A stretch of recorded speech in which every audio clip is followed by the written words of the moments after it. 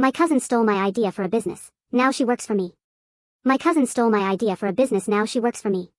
When my cousin Megan showed up at my office last week, holding a resume and forcing a smile, I almost laughed out loud. The last time we talked, she'd stolen my business idea and ghosted me. And now, she wants a job. At my company. Oh, how the tables turned. A few years ago, I was stuck in a boring accounting job, daydreaming about starting my own business. I've always been obsessed with handmade candles, not the cheap ones that smell like artificial vanilla, but ones with real essential oils and clean designs. I started researching suppliers, branding ideas, and scents. Megan, my cousin, was my best friend back then. We grew up together, shared secrets, even called each other sisters. So, naturally, I told her about my idea. She acted super supportive. "You'd be amazing at that. I'll help however I can," she said.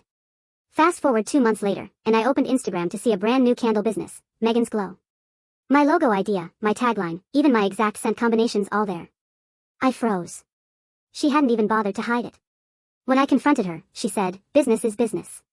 You never registered anything, so it's fair game." My jaw dropped. Family or not, that cut deep. At first, I was crushed. I almost gave up on the idea altogether. But after a few nights of ugly crying and too much ice cream, I decided if she could do it, so could I. Only better. So, I went all in. I rebranded, found a better supplier, and launched my business Serenity Flame. I focused on eco-friendly packaging, minimalist design, and clean scents. Within a year, my candles were in local boutiques, and influencers started promoting them. Megan's Glow page, meanwhile, was full of clearance sales and comments about delayed shipping. Then came the sweet moment of karma. A few weeks ago, I posted a job listing for a marketing assistant. Guess who applied? Megan. She didn't even realize it was my company. We'd changed our logo and operated under a larger brand name now. When she walked into the interview and saw me behind the desk, her face turned pale. "Oh. You own this?" she stammered. I smiled. "Yes, and I see you're looking for work. Let's chat." To be honest, I didn't plan to hire her out of spite. I wanted to see if she'd own up to what she did. And to my surprise, she did. She admitted she'd failed, said she was drowning in debt, and even apologized. I could tell she was genuinely humbled. So, I gave her a chance not out of pity, but out of poetic justice. Now, she works in my marketing department.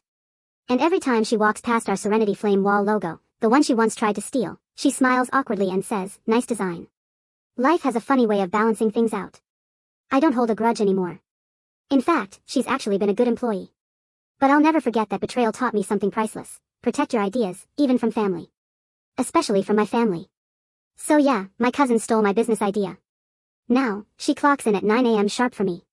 Would you have hired her after what she did, or left her to figure it out on her own? Tell me what you do in the comments.